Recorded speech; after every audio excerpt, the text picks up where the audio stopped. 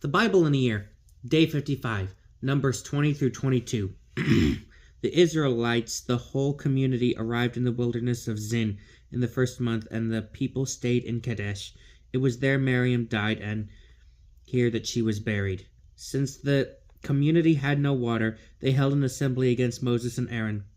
The people quarreled with Moses, exclaiming, "Would that we had perished when our kindred perished before the Lord. Why have you brought the Lord's assembly into this wilderness for us and our livestock to die here? Why have you brought us out of Egypt only to bring us to this wretched place? Is it not a place for grain or figs nor vine? It is not a place for grain nor figs nor vines nor pomegranates, and there is no water to drink." But Moses and Aaron went anyway from the assembly to the entrance of the tent of meeting, where they fell prostrate. Then the glory of the Lord appeared to them, and the Lord said to Moses, "Take the staff and assemble the community, you and Aaron and your brother, and in their presence command the rock to yield its waters. Thereby you will bring forth water from the rock for them, and supply the community and their livestock with water." So Moses took the staff from its place before the Lord, as he was ordered. Then Moses and Aaron gathered the assembly in front of the rock, where he said to them, "Just listen, you rebels. Are we to produce water for you out of this rock?" Then raising his hand, Moses struck the rock twice with his staff, and water came out in abundance, and the community and their livestock drank. But the Lord said to Moses and Aaron, "Because you did not have confidence in me to acknowledge my holiness before the Israelites, therefore you shall not lead this assembly into the land I have given them." These are the waters of Meribah, where the Israelites quarreled with the Lord, and through which he displayed his holiness. From Kadesh Moses sent messengers to the king of Edom. "Thus says your brother Israel, you know of all the hardships that have befallen us, how our ancestors went down to Egypt, and we stayed in Egypt a long time, and the Egyptians treated us and our ancestors harshly. When we cried to the Lord, he heard our cry and sent an angel who led us out of Egypt. Now here we are at Kadesh, a town at the edge of your territory. Please let us pass through your land. We will not cross any fields or vineyards, nor drink any well water, but we will go straight along the king's highway without turning to the right or to the left until we have passed through your territory." But Edom answered him, "You shall not pass through here. If you do, I will advance against you with the sword." The Israelites said to him, "We will go along the highway. If we and our livestock drink any of your water, we will pay for it. It is nothing, just let us pass through on foot." But Edom replied, "You shall not pass through and advance against them with a large and heavily armed force." Therefore, since Edom refused to let Israel pass through their territory, Israel turned away from them. Setting out from Kadesh, the Israelites, the whole community, came from Mount Hor. There at Mount Hor, on the border of the land of Edom, the Lord said to Moses and Aaron, "Let Aaron be gathered to his people, for he shall not enter the land I have given to the Israelites. Because you both rebelled against my directions at the waters of Meribah, take Aaron and Eleazar and his son and bring them up on Mount Hor.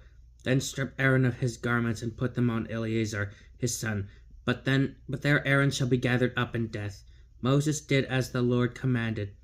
When they had climbed Mount Hor in view of the whole community, Moses stripped Aaron of his garments and put them on Eleazar his son. Then Aaron died there on the top of the mountain. When Moses and Eleazar came down from the mountain, all the community understood that Aaron had breathed his last, and for 30 days the whole of Israel mourned Aaron. When the Canaanite king of Arad, who ruled over the land of Negeb, heard that the Israelites were continuing along their way to Atharim, He engaged Israel in battle and took some of them captive. Israel then made this vow to the Lord: if you deliver this people into my hand, I will put their cities under the ban. The Lord paid attention to Israel and delivered up the Canaanites, and they put them and their cities under the ban. Hence the place was named Hormah. For from Mount Hor they set out by the way of the Red Sea to bypass the land of Edom. But the people's patience was worn out by the journey, so that the people complained against God and Moses. Why have you brought us up from Egypt to die in the wilderness, where there is no food or water? We are disgusted with this wretched food. So the Lord sent among the people serpents which bit the people, so that many of the Israelites died. When the people came to Moses and said, we have sinned in complaining against the Lord and you. Pray to the Lord to take the serpents from us. So Moses prayed for the people, and the Lord said to Moses, make a seraph and mount it on a pole, and everyone who has been bitten will look at it and recover. Accordingly, Moses made a bronze serpent and mounted it on a pole, and whenever a serpent bit someone, the person looked at the bronze serpent and recovered. The Israelites moved on and encamped in Oboth. Then they moved on from Oboth and encamped in Ayi Abirim in the wilderness facing Moab on the east. Moving on from there, they encamped in the Wadi Zered. Moving on from there, they encamped on the other side of the Arnon in the wilderness that extends from the territory of the Amorites to the Arnon forms Moab's boundary between Moab and the Amorites. Hence it is said in the book of the wars of the Lord, Wahab in Suphah and in the Wadis, Aaron and the Wadi gorges that reach back towards the site of Ar and lean against the border of Moab. From there they went to Beer, which is the well on which the Lord said to Moses, gather the people together so that I may give them water. Then Israel sang this song, spring up a well, sing to it, the well that the princes sank, the nobles of the peoples dug, with their scepters and their staffs, from the wilderness a gift. From Beer to Nahaliel, from Nahaliel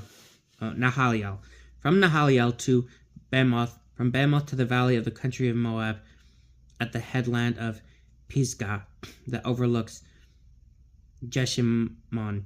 Now Israel sent messengers to Sihon, king of the Amorites, with the message, let us pass through your land. We will not turn aside into any field or vineyard, nor will we drink any well water, but we will go straight along the king's highway until we have passed through your territory. Sihon, however, would not permit Israel to pass through his territory, but mustered all his forces and advanced against Israel into the wilderness. When he reached Jahaz, he engaged Israel in battle, but Israel put him to the sword and took possession of his land from the Arnon to the Jabbok, as far as Jazer of the Ammonites. For Jazer is the boundary of the Ammonites. Israel seized all his towns here, and Israel settled in all the towns of the Amorites, in Heshbon and all its dependencies. For Heshbon was the city of Sihon, king of the Amorites, who had fought against the former king of Moab and had taken all his land from him as far as Arnon. That is why the poets say, come to Heshbon, let it be rebuilt, let Sihon's city be firmly constructed. For fire went from Heshbon and a blaze from the city of Sihon. It consumed Ar of Moab and swallowed up the high places of the Arnon.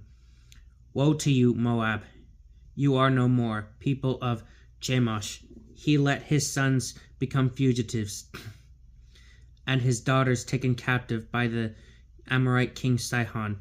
From Heshbon to Dibon their dominion is no more. Ar is laid waste. Fires blaze as far as the Madaba. So Israel settled in the land of the Amorites. Moses sent spies to Jazer, and the Israelites captured it with its dependencies and disposed the Amorites who were there. Then they turned and went up along the road to Bashan. But Og, king of Bashan, advanced against them with all his forces to give battle at Edrei. The Lord, however, said to Moses, "Do not fear him, for into your hand I will deliver him with all his forces and his land. You will do to him as you did to Sihon, king of the Amorites, who reigned in Heshbon." So they struck him down with his sons and all his forces until not a survivor was left to him, and they took possession of his land.